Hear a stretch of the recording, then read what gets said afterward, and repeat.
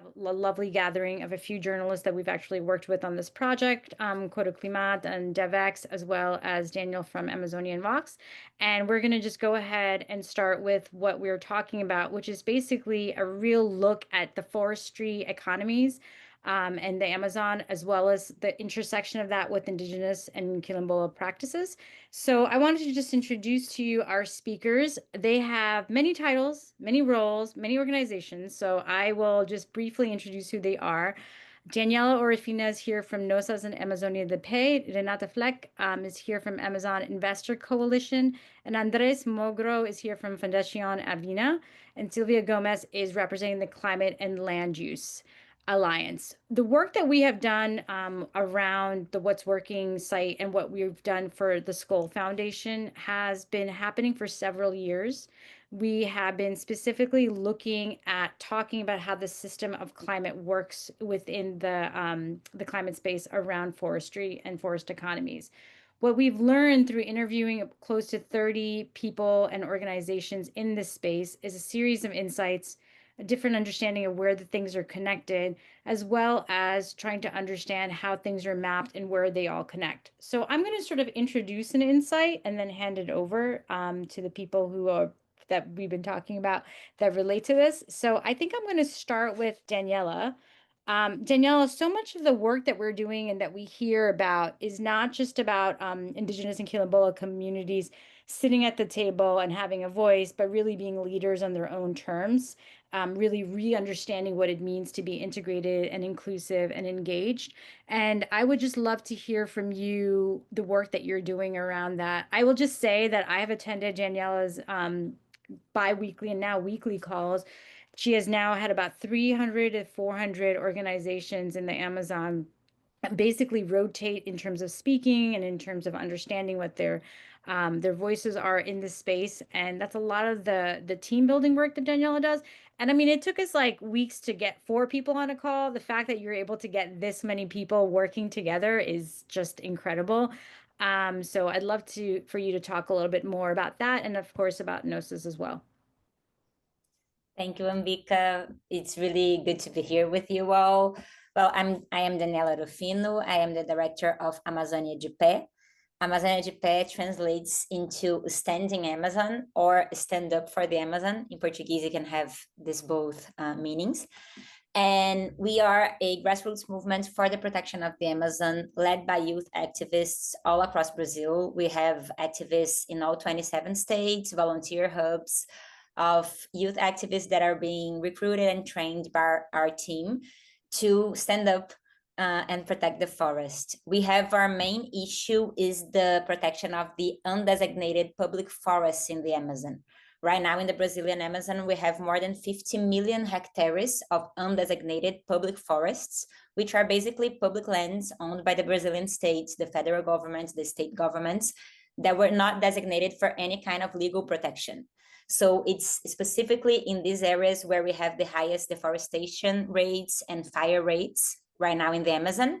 And when we look at the protected areas that we have in the Amazon, the ones that have been considered indigenous territories, quilombolas territories, or conservation units, it's in these territories that we have the lower deforestation rates and the best data for the past 30 years. It's not something that is happening right now. When we look at the data for the past 30 years, it's specifically in these protected areas where we have the lowest deforestation and destruction rates in the forest. So what Amazônia de Pé is trying to do is to create a national mobilization to force Brazil's government to protect all the 50 million hectares of public forests that were not designated until today, by designating them to the people who have already showed us that know how to protect the forests: indigenous communities, quilombolas communities, and conservation units and small farmers. That's Amazônia de Pé main goal. And as Ambika said, this is not something that one organization can do alone. Since we started in 2022, before we launched Amazônia de Pé, we already knew that to launch this project, we needed to build a big coalition of partners. We have right now 400 organizations that are members of Amazônia de Pés Coalition.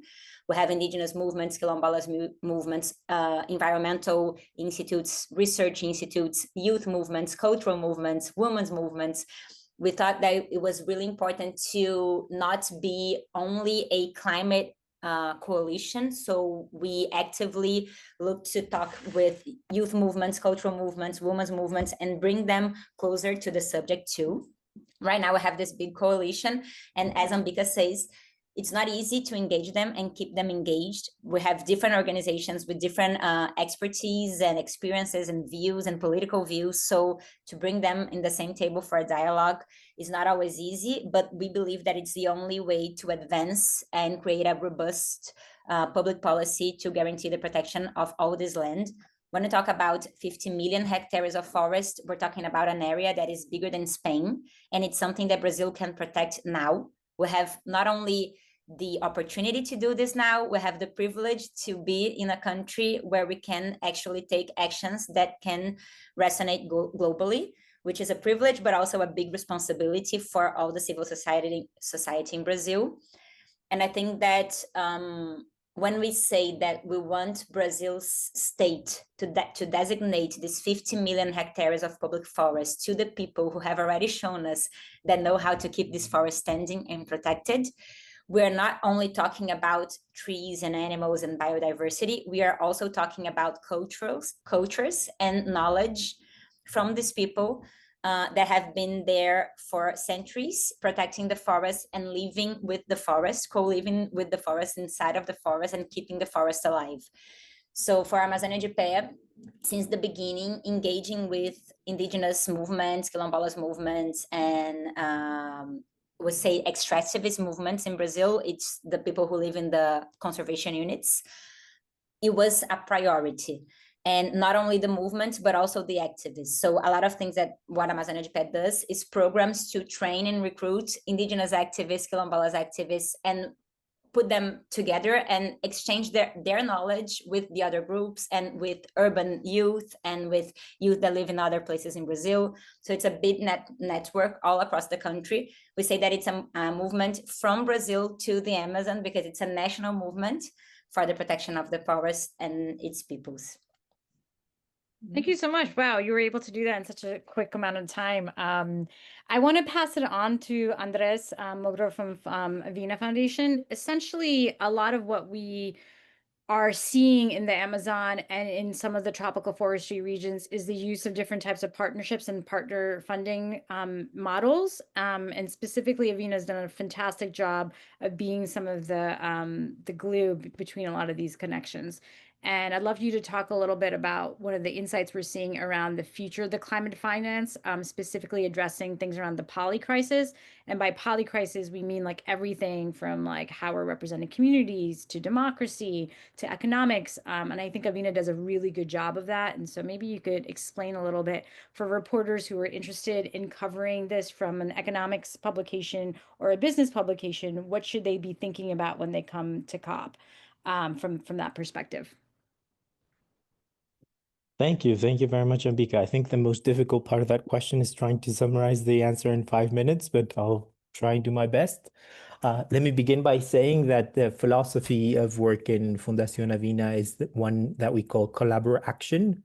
So it's collaborative action, and that includes this sense that the COP30 presidency has been pushing forward of multilateral, for example, of saying that all of our actions need to pull together into a single objective. That's something that has been the philosophy of Fundación Avena for our 30 years of life. And the work that we do includes, well, has the objective of the protection of environment and human dignity. And we work around the issues of biome conservation, access to water, circular economy, labor innovation, democracy, and climate. And I'd maybe just to go into the reflection that you were inviting, Mbika, I think it's important to remember, and I think many of you, if you've been working in the climate finance scheme, you may have heard this. Kind of sounds like a scratched record, but almost 90% of climate finance has been focused on mitigation. and on debt-generating financial instruments. We tend to call them investments or loans, but they are debt-generating financial instruments. And they're focused on access for governments and not for local stakeholders, like the Green Climate Fund or the Adaptation Fund. They always tend to focus more on governments, and it's governments that act as the final wall of with their non-objection letters for projects that are submitted to these funds. And for instance, to speak about the specific case of Ecuador, there is not one project that has been proposed to these funds that hasn't been prepared by the government itself, regardless of how many concept notes other stakeholders may prepare. So philanthropy has a role and a responsibility there. And I think in addition to that, the context that you were mentioning, Ambika, this context where the extreme wing tendencies in the global north are leading developed country governments to take a step back in their responsibilities to provide finance to developing countries, there's a stronger trust on the role of non-state actors as mobilizers of climate finance. And there's a big difference on how relationships with these stakeholders need to be developed from the perspective of local actors. So the climate world, for instance, let me give you an example there, has been trying for decades to provide clarity on how to fight the climate crisis. And in that effort, we've developed methodologies to make sure that we can calculate the impact of mitigation and adaptation, indicators, and we ask stakeholders to carry out studies, run scenarios, make climate risk assessments, and all of these information generating initiative costs a lot of money. But at the same time, you have climate science like the IPCC report saying we are more certain than ever that this is what's happening on the ground, and these are the types of activities that you need to implement on the ground. So when you have a stakeholder in those regions saying, I want to implement these activities, you should ask less information of them. But nowadays, you're asking more information than ever to justify that we are not crossing this line that we drew in our imaginary of saying this is a development project and not a climate project. But this line has become useless. So I think the role of intermediaries has been to push this reflection on the uselessness sometimes of these obstacles that were meant to be an incentivizer, but in practice have become obstacles. So we're filling obstacles with local stakeholders instead of incentivizing them and telling them you can do climate action, but the methodologies are saying you're not doing climate action. So partnerships in that context are crucial to address this inconsistency, because it's a change that in practice that has to be made, and some organizations are already coming to this realization. And part of the work that Avina is doing through subgranting schemes and its role as philanthropy has been to make resources available to actors on the ground so that we can begin to bridge this gap, but also help in the realization that this gap shouldn't exist in the first place. And I think there's also a role there in bridging cultural and local context gaps. And I'll give you another example there. I think in the climate world, we know that capacity building is an issue and that we need to continue building capacities over time. But the traditional view of how we build capacities is you create a course with modules, you ask people to connect via Zoom, you record the modules, and then you give people the recordings and the materials, hoping that that creates sustainability and replicability over time. That's not always culturally pertinent, and you have giant a giant amount of desertion, people not connecting and people not engaging. And it's not because it's not important to their realities. It's because the channel that you are choosing to have those things land on the ground is not appropriate. So we found, for instance, in two different communities, one in Ecuador, northern Ecuador, and one in Chile, that the way in which people passed knowledge on from one generation to another had nothing to do with courses on Zoom. In one case, it was through music, and in one case, it was through theater. So we created music around climate change and theater around climate change, and then people were engaged and communities were participating, and you made sure that you actually had that sustainability over time. Now, maybe just to close by telling everyone what, the importance of COP in this context and what we've been doing in preparation for COP30. And maybe just to say that COP, as you all know, has historically been a space where the voices of governments shape the result. And non-governmental participants are there just as observers and are not traditionally listened to.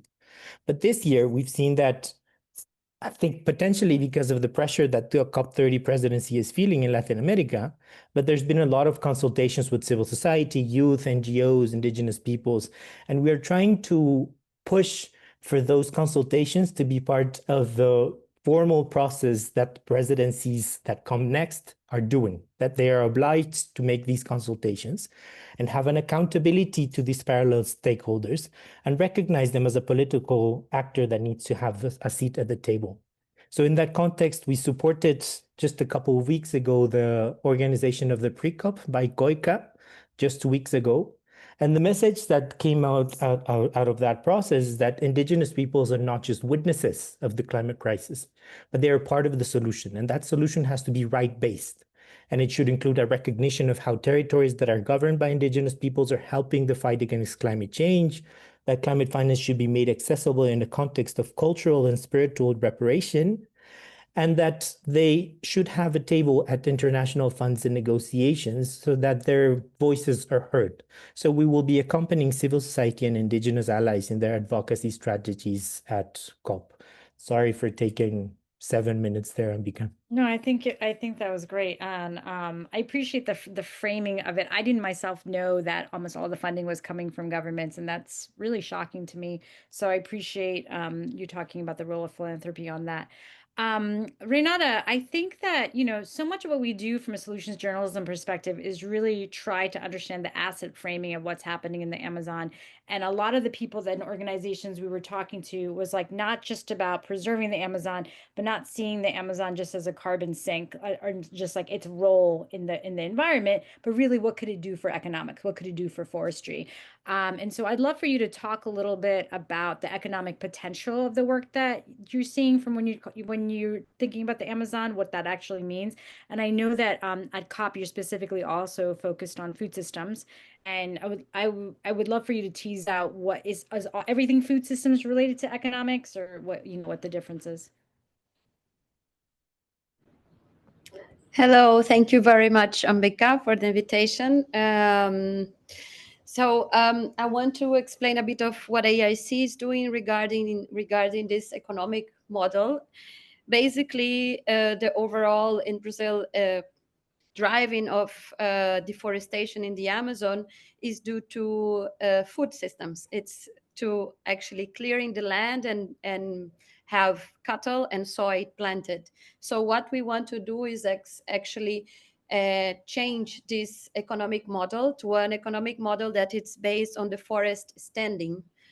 And actually, the first action that we could do for that, it would be land rights as the most effective climate action that also Daniela was mentioning as well, because when we secure indigenous people and local communities tenure and land rights, deforestation rates, they fall, biodiversity can thrive, and ecosystems can be regenerated. That's basically the way that we see it. And also it's when we talk about food systems, we are talking about culture as well. And I like that everyone here mentioned culture, because this is the main fact that we need to have in account as well. Our culture is different from indigenous communities and local communities. And what we need to do is understand how this culture works, because they are most very important part of the solutions that we need to actually keep the forest standing. And in an economic model, I would say, for instance, the Amazon has more than 200 species of kinds of fruits, 100 oils and medicines, and all of these that are unknown for us, and it could and are known and managed for millennia from indigenous and local communities. And that's what keeps the forest standing. So imagine if we can actually change our food systems to a way that we behave and eat that actually keeps the forest standing. That's basically the connection in the economic model, and we call this in Brazil socio-bioeconomy. which is the connection between the forests and the biomes with the people that live there. Uh, they have the social bioeconomy has a huge potential, but also there are some bottlenecks, as also Andres was mentioning, and the role of philanthropy there, it's very important. We basically at AIC also works with the blended finance, how it's called now, because at first we need to enable the conditions for the forest to thrive, and with that we comes with what Andreas was mentioning, which is capacity building, its governance, its support, and there is an important role for philanthropy. And once this is we are able to provide this to the communities, then we can talk about investments and finance, because then the market is ready to be on place and support these standing forests. I don't know if I speak how long I spoke. No, but I think you actually have another 1 or 2 minutes. I'd love for you to talk a little bit about when you're thinking about the livelihoods and stuff, how you think about the Amazon region, about like in terms of between the food systems work that you're doing and the market and supply of other goods. Because when we talk about bioeconomy or social bioeconomy, we are not talking about monoculture. We are talking about a variety of things that works, that like each plant, each tree has different times. So when we talk about this, we are talking about a bulk of things, and how we can support communities with that. It's only diversity and biodiversity that can thrive with that. And what's the role of the markets is actually our role as consumers. It's supporting that, understanding how we can consume in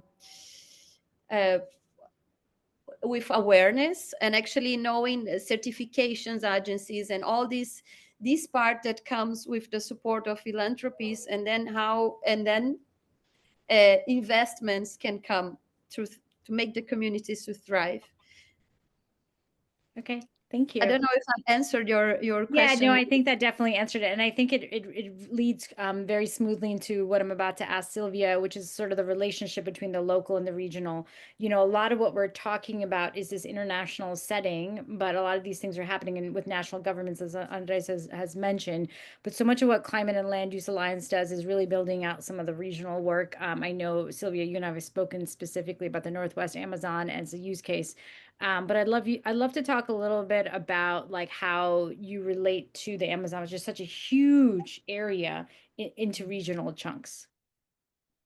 Yeah, thank you, Ambika. No, well, I think we have a golden opportunity here after having CBD in Cali and then having COP in Belém. I think we have the opportunity to actually relate and coordinate agendas for Indigenous people, Afro-descendant communities, and local communities. Nature, biodiversity, and climate are not two different lines of work, but they are really correlated. And this is because ecosystems are really complex systems that are connected. And so it's super important that we all embody the fact that the Amazon and the tropical forests are not owned by government boundaries, but they are connected ecosystems that are shared by states, that are shared by countries. In this case, for example, is shared by 7 countries. The Amazon is shared by Colombia, Brazil, Peru, Ecuador, Bolivia, the Guyanas, Venezuela. So we have a responsibility to actually move from this isolated little worlds and understand the role that connectivity has. I don't know if people know, but 6 out of 10 jobs depend on the humidity and the rain that comes from the Amazon. 70% of the water that we consume come from the Amazon forest. So it's not only about environmental issues, but it's also about economics. It's about food sovereignty, is about politics. And so if we do not consider the fact that we need to keep the ecosystem connected, I think we are going to be losing this capacity of the forest to be resilient. And also, I don't know if people know, but there would be like scientists have said that we will be reaching a tipping point in which if we destroy more than 20% of the Amazon forest, it's very likely that it becomes a savanna. And we are now in the 17%. So we are very close to that tipping point. We know that there are complex systems that we can't really measure in linear terms. But I think we need to be super aware that this is the moment in which we need to come together and we need to bring people from the states, from the civil society organizations, from indigenous movements, from quilombolas to actually um, come and with concrete proposals. There is a really interesting proposal, for example, to come up with a regional NDC. So each of the countries can come up with some commitments, can come up with some proposals, but there would be like we need to make a regional effort to guarantee this ecosystemic connectivity that understands how ecosystems need to be connected. So we can't really have islands of ecosystems if we don't guarantee that those corridors or those forests are well connected. We need also social connectivity because we need actors to be organizing and agreeing upon each other to know what needs to be done all together, and also cultural connectivity. So this is the part in which indigenous communities, Afro-descendant movements, and local communities are key because they have proven to be effective in the conservation of the Amazon. So we have seen numbers that show that in areas where indigenous territories have been recognized, deforestation rates changed dramatically. In Colombia, at least, where those, when indigenous territories and in the buffer zones are not recognized, deforestation rates are higher than 60% a year. And then in indigenous resguardos, deforestation rates go down to 2%. So we have enough numbers to know and to recognize that the role of indigenous people is not a hypothesis, is not a narrative. It's something that it's actually creating the difference. And for COP, I think in Belém, well, it's the first time that we have COP in our region. It's the first time that it's going to be in the Amazon forest. So I think we have a golden opportunity to depoliticize, like apart from the governments, apart from the commitments, civil society organizations have actually gone and achieved a lot of really interesting advances. And so we have the opportunity to really take advantage of this moment because elections are going to happen next year, and we are all really uncertain what will happen in Colombia, Peru, and Brazil. But civil society organizations, NGOs, indigenous movements, women, leaders, youth, environmental defenders, I think we have really understood that this is about us. And I really love this campaign that is being promoted for COP, that the answer is us.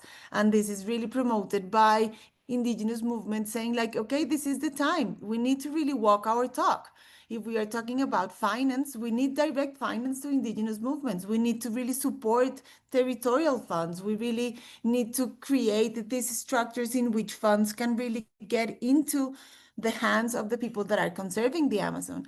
And that means that we all need to stop talking and actually showing facts in which we can also see that there are already experiences, there are already initiatives, there are already processes that have proven to be successful. And so the idea would be to actually support fully these kind of processes. I think that there are going to be very interesting momentum, and for journalists, I think the challenge is to reframe the narratives, to reframe the stories of success. Like we need another story of origin. So it's not a catastrophic story. It's not about how governments are losing their commitment with climate and nature, but it's how from grassroots, small groups, small movements, but really powerful ones are actually changing the world and are changing the way in which we are understanding climate solutions and biodiversity conservation. So I think seeing how the youth movements are growing, seeing how Afro-descendant and Quilombolas movements are also being much more recognized than many years before, the role of indigenous women, of indigenous movements in negotiation with governments. We have seen that there are a lot of proposals that are already on the table that have interesting experiments. So we see, for example, the Tropical Forest Forever facility. It is a challenge, but it's something that it's hoping to change structurally the system. And this is what we need to bet on. This is what we need to be hopeful with. And if we enhance these new stories and these new narratives, I think that beyond politicians and beyond the governments, we can actually make our part and we can actually come up with alternatives that can really change the structural bias that has not been that as successful as we would like. I think there are really interesting proposals coming on for COP. For example, from the Colombian government, there is a proposal of Amazonia without oil. It's something that uh, it's ambitious, but we will see how it lands. As I was saying, TFFF, it's also interesting. There's a new pledge coming for indigenous movements, and there would be an opportunity to actually engage with this funding. I think the bioeconomy topic is a really interesting line of work that has been moving on a lot in different countries and has also in Indonesia, in Asia, actually in Africa. So I think that's another opportunity that we can be putting our efforts on. And I'll close with the urgent call of understanding the importance of guaranteeing ecosystem, cultural, and social connectivity for the Amazon. And not only for the Amazon, but for other ecosystems that depend on the Amazon and that are really key for living the life that we know. No, so moors, ocean ecosystems, mangroves. Um, yeah, like snow peaks, like there. So not only concentrating on tropical forests, but understanding the connectivity and the ecosystemic relations that are already happening between ecosystems. It's key for understanding climate solutions. Thank you. I think everything everyone is saying sounds fantastic. I mean, we definitely want to focus on interdependence, the complexities of the situations. For reporters specifically coming to COP, how do they navigate it? What should they actually do? If you have any suggestions for like either civil society events, blue zone things to do, like how should they even decide if they are on an economics beat or if they're on a cultural beat? I know Kat had a question for you, Andres, around the Avena collaboration. So maybe that's a starting place. You could talk about that. Sure, of course. And thank you for that question, Catherine. Throughout the years, this is our sixth year launching an edition of these scholarships. They're called journalistic research scholarships that we've been developing as part of our effort to strengthen journalism as a driver of these collaborative impact in the global South. The belief behind these scholarships is that information is a public good and that innovative journalism plays a role in shaping democratic and sustainable societies. In past years, in the 2024 cycle, for instance, we offered 6 grants, 3 collaborative grants of $3,000 and 3 individual grants of $1,000. And the objective was to also support the connection between journalists and civil society organizations, scientists, community leaders, and helping them access to grounded perspectives and data. So we also generated those spaces of dialogue with these stakeholders. And in particular for COP30, the goal is to strengthen independent journalism and climate justice. So not just to report on the COP, but also to tell stories of how community-led solutions from Latin America, Africa, and Asia are part of the fight against climate change. And this year, the idea, as I was saying, is to build a community of journalists focused on collaboration and not on competition amongst each other, and to support a group of journalists in covering both the negotiations, but also the local impacts of these global decisions. And to encourage them to share narratives and inspire and connect the regions and make conversations more inclusive, diverse, and people-centered instead of just process-oriented. I hope that answers your question. Yeah, I think it does. I think it answers Kat's questions around the thing. I mean, I think Sylvia, you just were about to jump in. I mean, I would love to know, like, listening to you, yes, I want to cover that, and then how. Yeah. I was just going to drop some ideas for you, Kat, because I think there are already a lot of work doing. I think there are a lot of networks that are working specifically on this connectivity issue. I think it's worth following SPA, the Science Panel of the Amazon, and they have definitely published and analyzed, and they are publishing actually a book that understands and analyzes connectivity from different perspectives, from a political perspective, cultural perspective, bioeconomy, well, different perspectives, and they have put together also a lot of papers that analyze that and that are very relevant for now. There are also networks, for example, Rios Vivos, that understands connectivity, understanding the connection between rivers, culturally, ecosystemically, and also politically, and how important the rivers as like a network of water sources is key to keep.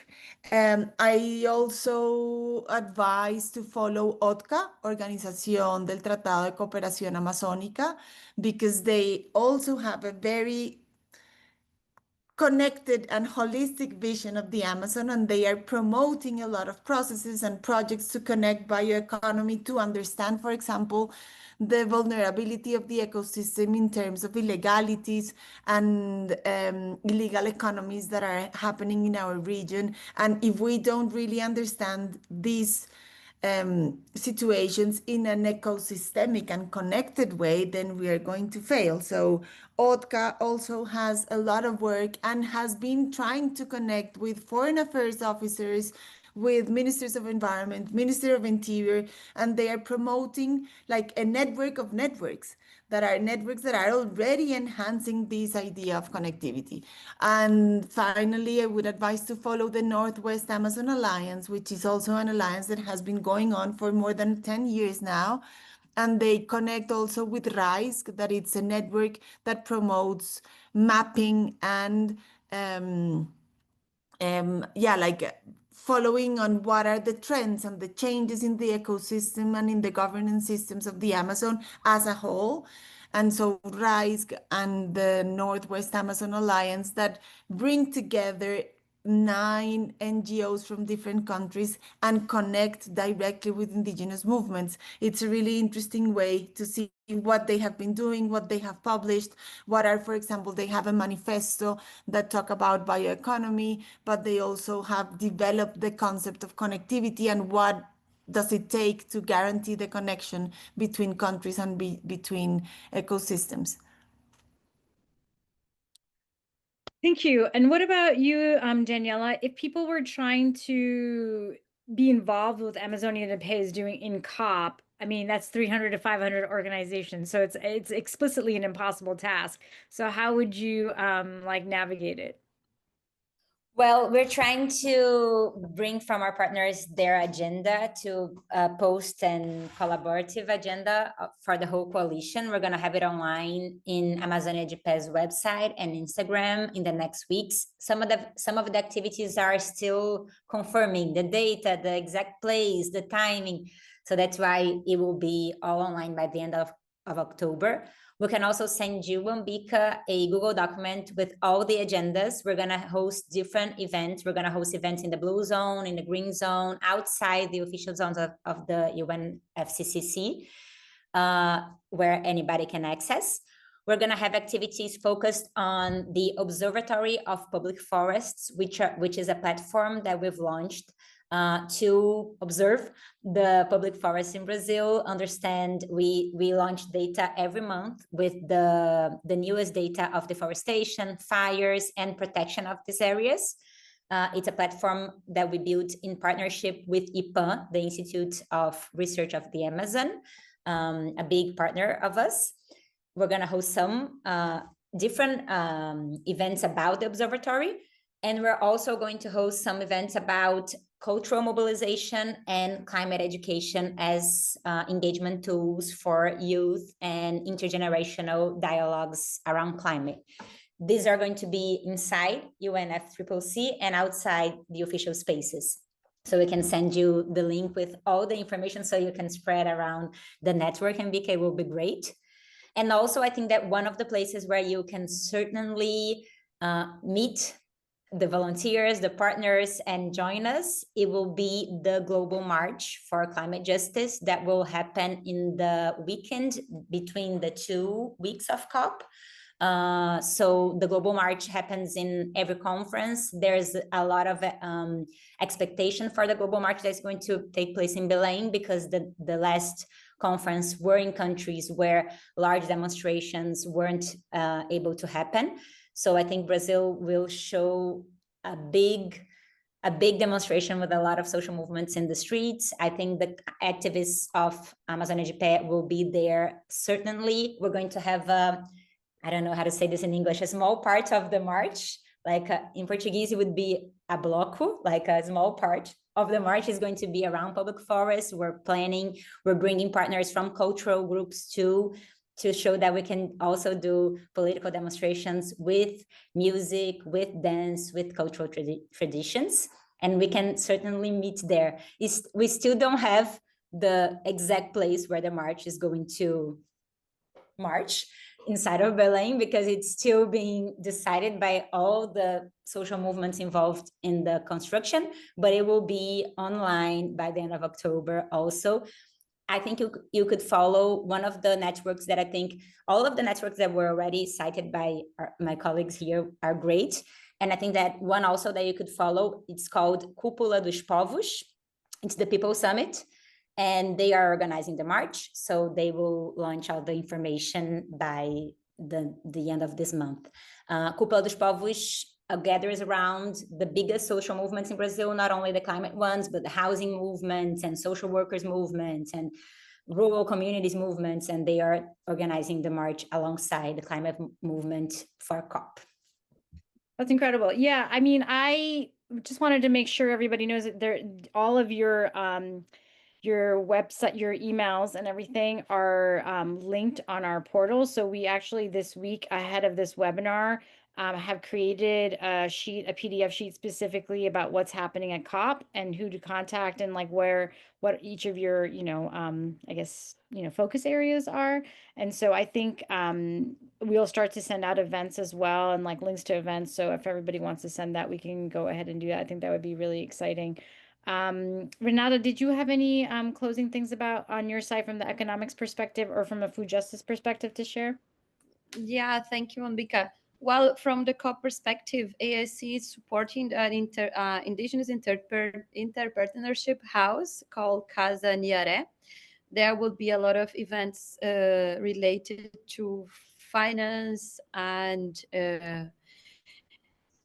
support Indigenous entrepreneurship. Also, we are going to launch 2 different studies, one with Igarapé related to rule of law that's already launched, and another one in investments in the Amazon with La Clima.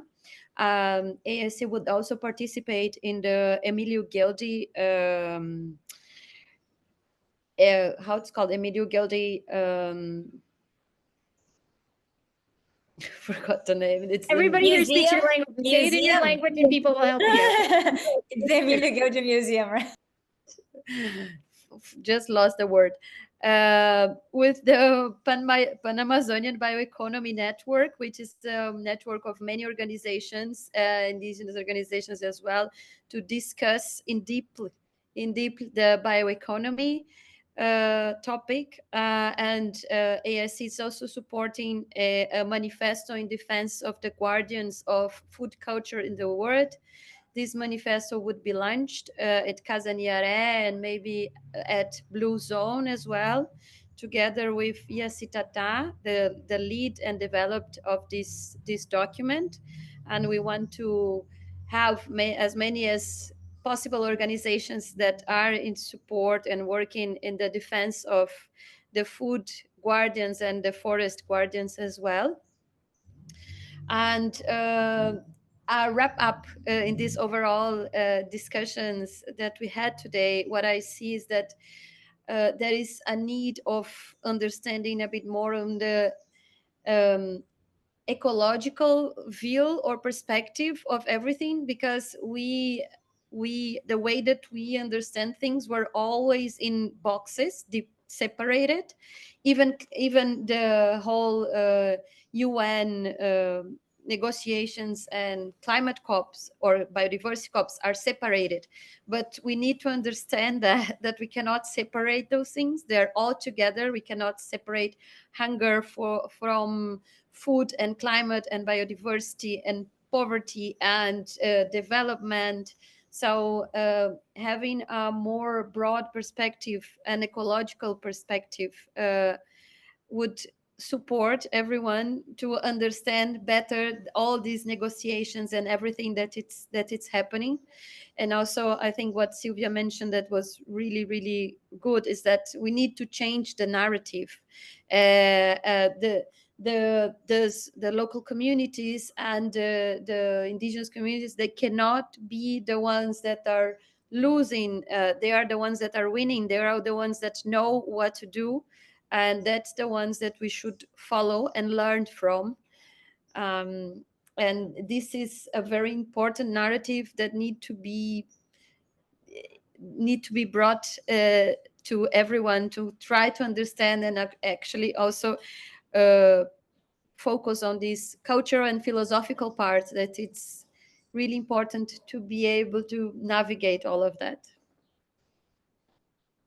I think that's great. I just wanted to end on two notes. Kat had just like a framing thing for journalists that I think is really helpful from her perspective, and then I'll just frame out a little bit of this. Yeah, thanks. I can quickly share. So, I work with DevEx, and we cover a range of global health and development priorities, including climate. And something I've grappled with for a long time is when we talk about the Sustainable Development Goals, SDG 17, partnerships for the goals. Every conversation you always hear, like, well, partnerships are foundational. Partnerships are essential for progress on all goals, right? And obviously, we all know this. But I think that's often a hard thing for journalists who are taking a solutions approach, who care about these issues. It's way easier to cover individual responses to problems, like this organization, this, local or national government. Partnerships are harder to cover, multiple players involved, right? And yet all of these solutions are systemic in nature. So earlier I asked a question of Andres. I really liked that collaboration framing, and I saw that they had done some journalist fellowships around this. And I was wondering, what is the relationship between collaboration and solutions journalism? And how can solutions journalism better capture the complexity of collaboration? And so a reflection from listening to all of you is, a lot of times when we talk about solutions journalism, we talk about the details of implementation. The reporting is about the details of implementation. But what I'm hearing here, and this is what I threw into the chat, it's also about the architecture of collaboration. Like, what are the processes and partnerships that made that response possible? So I think for me, that's a takeaway, and conversations like this are needed to help journalists understand that complexity and not just cover how people are responding, but what happened in the back end that enabled that response. And I think that architecture of collaboration framing is critical for climate and any other complex problem that people are trying to solve, climate perhaps being the most complex. Yeah, I mean, and I think like one of the things the Insights Lab and using the solution journalism framework is really good about is trying to come up with practical stuff, actionable stuff, things that can be replicated, and more really focused on that. So I hope people feel that. And in that way, Code Climat, Anissa is here from Code Climat, and I just also want to touch base just before we leave about disinformation and misinformation. We have spent so much time talking about the solutions. I think it's also important to understand what solutions are being done in the information space. And Anissa's doing some incredible work. I just also spoke to their partners Fala yesterday in Brazil that are also doing really great work around information communication. So, Anissa, if you want to just explain about some of the launches you have, that'd be great. Yeah, thank you, Ambika, and thank you to everyone for this really interesting conversation. So I'm Anissa, I work at Quadra Clima. We're an NGO that works on improving climate coverage in mainstream media. We are releasing a report next week, 22nd of October, on the state of climate disinformation in Brazil and in France ahead of COP. I'm just going to do like 20 seconds on Brazil, and happy to send the report on the embargo to anyone in this conversation. But just flagging the fact that great news, there's less climate disinformation in Brazil than in France. The bad news is why. We have very few climate coverage in Brazil. But that being said, and it's based on the work that all of you guys do, actually, we've seen three main narratives that are being pushed in terms of climate disinformation in Brazil. It's not going to be a surprise, but I think it's important for us to think about this. COP30 and climate action, agriculture and deforestation, and everything that's around vehicles and biofuels. And this is growing, and especially coming up to COP, there's been a 30% increase in September in climate disinformation in news media. So we're focusing on TV and radio, FYI. 70% of that climate disinformation is on one particular news outlet, and that's not going to be too much of a surprise for people that are following news in Brazil. It's Joven Pam.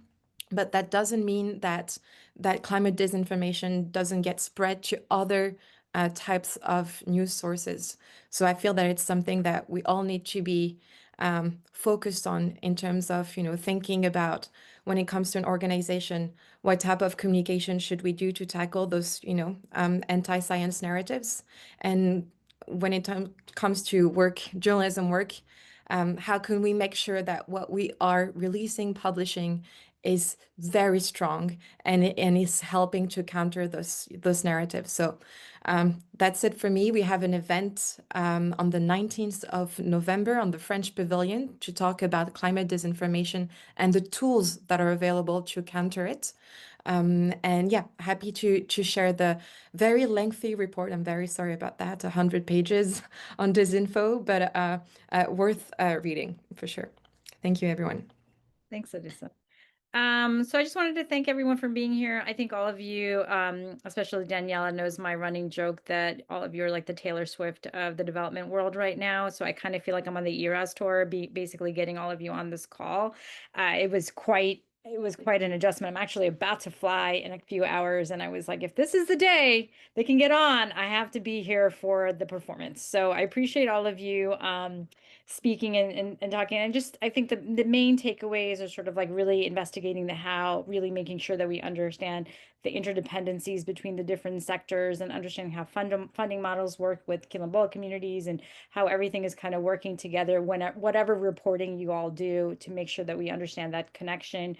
And also, I just wanted to emphasize making sure the voices are heard from the Indigenous and Quilombola populations because they exist already. You don't have to go and look for that. They're already in the voices and everything that's happening.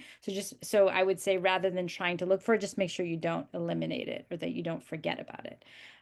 So I just wanted to leave you on that. I will also share out all the links in an email that people send me. I'm going to second what Daniela said, which is that every time I contact someone, everything is still like, they're like, we have an event, we just don't know where it is or who's going to be speaking. I'm like, oh, okay. So I think we'll wait about another week to 10 days before we send out a final list of events and links. But definitely you'll hear and see everything from the speakers in this call as well. So thank you all, and I appreciate you being here. Thank you. Have a wonderful weekend and see you. Thank you, everyone. Yeah, see you Thanks, in everyone. Belém.